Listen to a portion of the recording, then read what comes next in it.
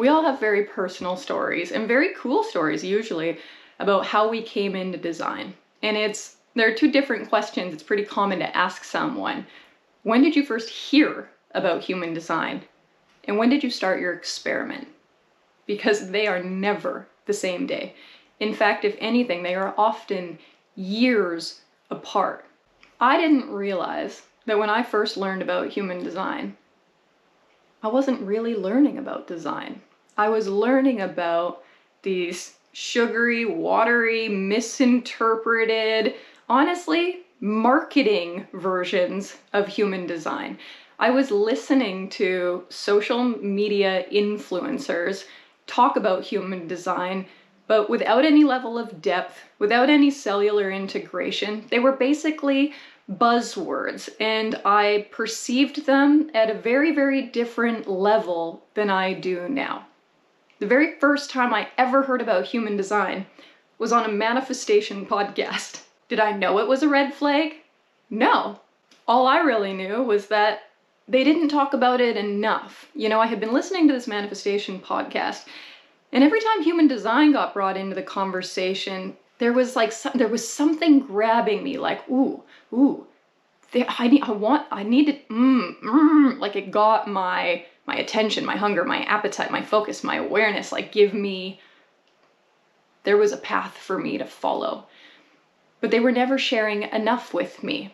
So I did what most people do. I Googled human design, and I tried to get myself some better resources. Now, I still was not at the place of being able to discern what a quality resource was and how quickly I was about to be lied to. The very first human design resources that I bought were The Definitive Book of Human Design by Ra Uru Hu, and three other ones I won't mention the names of. I just don't feel like going there right now. But the first sign is that they weren't written by Ra. And my first level of low-grade confusion was when I read these 4 different books. They didn't necessarily match the language that was coming from Ra. Now, I knew enough to know that Ra Uru Hu, was the original, here's the word. We don't know what word to use. In the beginning, it's pretty funny actually watching people try and figure out how to describe who this dude is and what he did and what he went through and where the information came from. In fact, people will say he invented it, he created it, he downloaded it, he channeled it. They come up with a lot of, words that sound like anybody could have done it. When I got deeper into human design, and in particular when I heard the story from Ra's own personal account of what he experienced it, he used 2 words that other people weren't using: possession and rape. Those words have significantly more severity to them. It stops going from I want to download, I want to channel, I can do it too. You don't have too many people being like, I would like to be possessed by an entity for a week and go through something painful that feels like an energetic rape. Already there, I'm probably going to lose a lot of people. And the people that I'm losing, they're not ready for real human design yet. In fact, they might never be. Social media now is absolutely not what it was in Ra's time when he was still alive. Social media has completely changed the way that we access information, and in particular, the quality of information that we're able to access. I said I heard about human design on a manifestation podcast.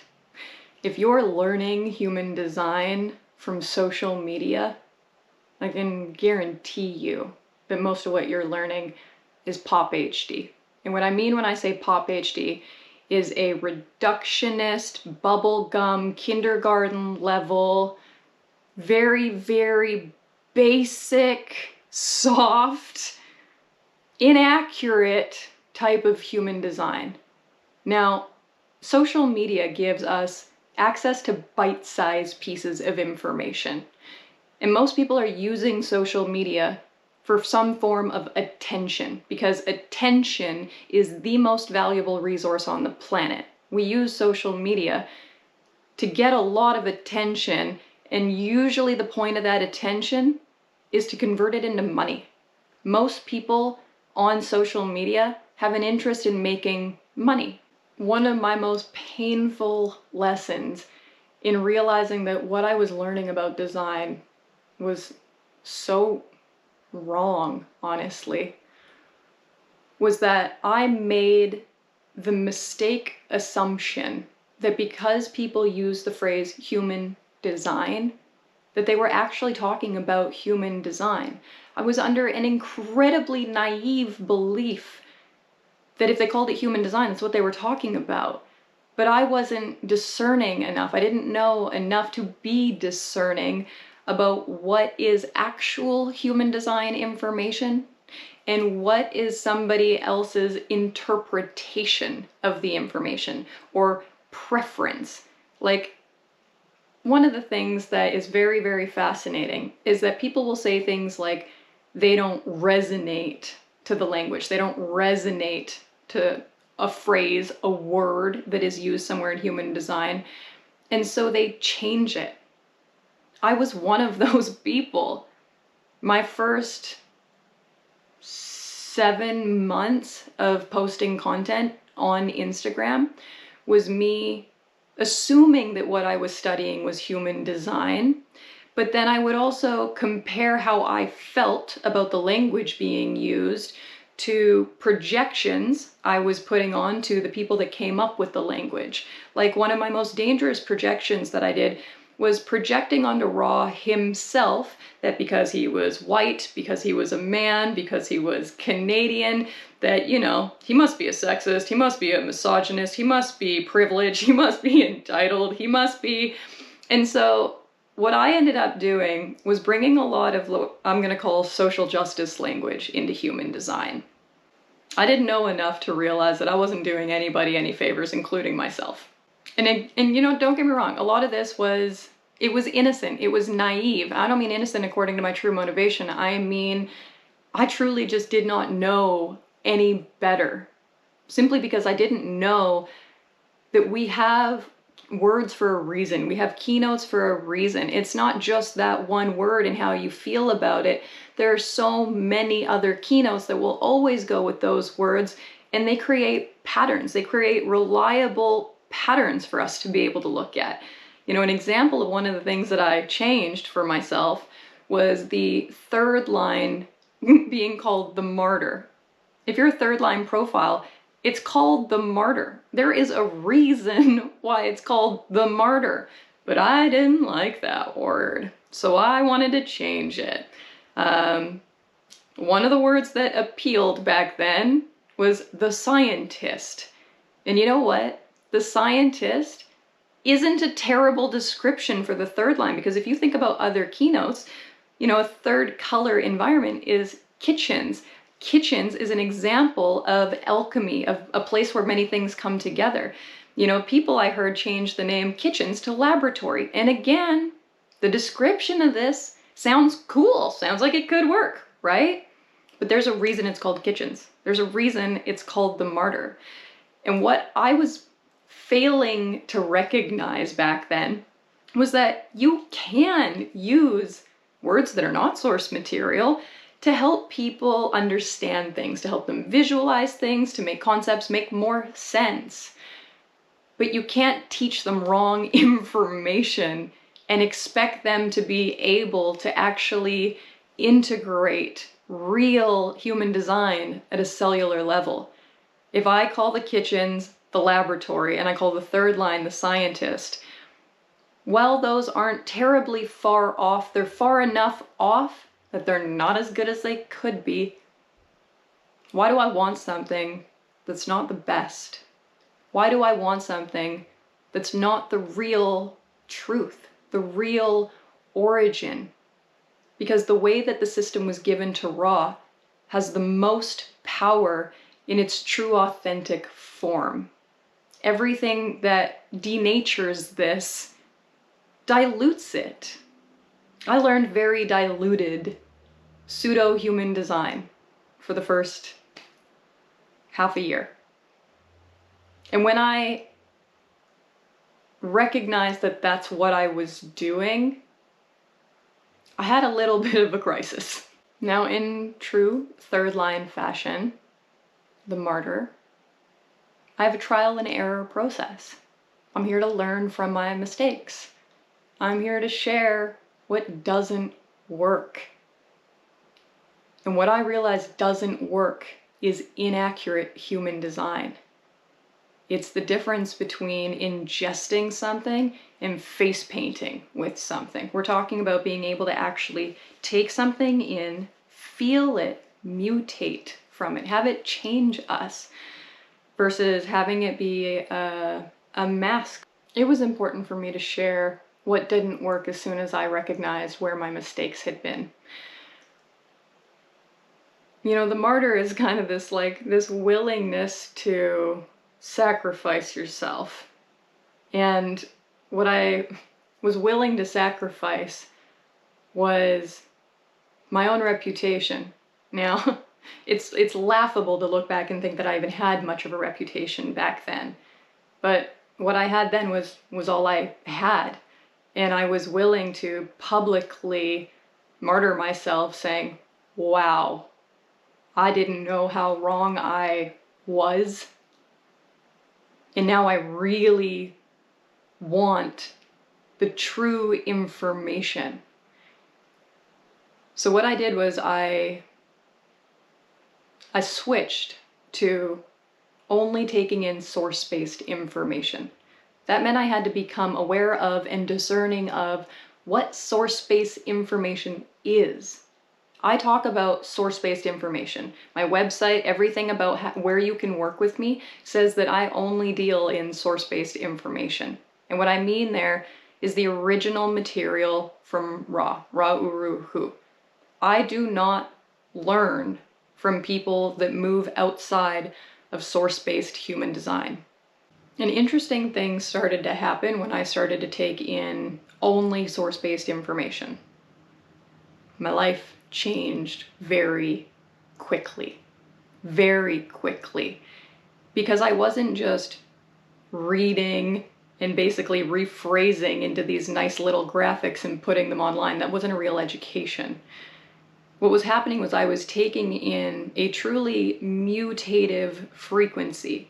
I was taking in the original source-based frequency that was tuning me to the right frequency, tuning my personality crystal to the right frequency. I was being mutated in a way that was making me become my true self significantly more rapidly than any other information that I had ever worked with. Like, I am talking about regular education, psychology, all different types of health modalities. Like, I have never encountered any information in my life that has so quickly changed everything about how my life is lived, everything about how I experience things, how I operate, the success that I have. I have struggled financially my entire life until I actually took in source frequency human design. It so quickly put me in my role as the projector, and I've been successful ever since. That's the proof that I have to offer here. Source-based frequency will put you towards your signature faster than anybody else's weird interpretation of it. What does upset me quite a bit is that the number one reason people change the material isn't actually because they don't like the language or they don't resonate to the language. It's because they want to be profitable. And the way that Ra says things has already been said. That's the point. It's original. You can go back to it. You know, the original people that changed, the original people that are responsible for most of the bastardization of the human design system are a lot older than me. Most of the people that have done the damage are not new people coming into human design. These are first-gen students who learned from Ra, who I'm pretty sure, pretended to be quite respectful of the material for a long time. But when Ra passed away, when the manifester was no longer the primary guard of human design, there were a lot of people that wanted to profit off of it. And in order to avoid copyright lawsuits, they changed the information. If you want to avoid a copyright lawsuit, all you have to do is change about 30% of the original material and suddenly it's your own material. So to avoid being sued by the owners of the human design system, many older students of Ra's twisted the language and came out with their own versions of human design. There's one very good example where the person just changed all of the names of the types, completely changed all the names of the types. I don't understand why. It's honestly, it's totally ridiculous to me because, as soon as somebody goes, time bender, it's like, well, the manifesting generator. It's like you still have to use the original language to acknowledge any of the material behind it. There's no time bender, There are many people who diluted human design so that they could put a profit in their pocket. They dilute the actual frequency. They dilute the mutation. They basically make the mutation ineffective so that they can make a little bit of money off of it. And you know what? I shouldn't have said a little bit of money. It's so that they can make a lot of money off of it. You look at the people who have changed human design, and they're definitely running big businesses, very big businesses. It's very profitable. When it became clear to me that the information I had learned in the beginning of my process was not necessarily accurate human design, I was upset for a variety of reasons. I was upset that I had put my own time and attention into learning something that, given the choice, I would have unlearned and dumped from my memory. I was upset that the colleagues that I had in the industry who presented as incredibly educated, who called themselves experts, who made tons of content and made a lot of profit off of it, I was shocked that they didn't care that they were denaturing the system, and by denaturing it, they were devaluing it and ultimately reducing its effectiveness. They were killing the potential for mutation so that they could put a profit in their pocket. But the thing that I was the most upset about was that I had given sessions and I had taken people's money and I hadn't given them the best support that I could have. I was pissed about a lot of things. And also, this was, I was mad at my experience. And so I made a change. And I started to be very clear in the fact that a lot of what I had been previously teaching, a lot of what my colleagues had been previously teaching, wasn't helpful, wasn't real, wasn't accurate. What's really interesting about the not self. The not self is controlling, power hungry, distorted. Now, as soon as I made a distinction that I was no longer into Pop HD and made some determining factors for other people to learn what Pop HD was. If you wanted to figure out whether or not you were learning Pop HD, I gave people some criteria that they could put against what they were learning. As soon as I started telling the truth, what I became to a few popular accounts was a threat. How do most people deal with threats? Here's a better question. How do a lot of women deal with threats? Character assassination.